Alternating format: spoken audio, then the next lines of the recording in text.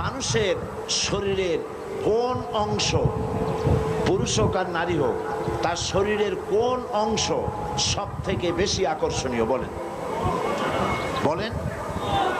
মুখ, তার চেহারা। একটা পুরুষ আর একটা নারী দেখে পাগল হয়ে যায়। তারপরে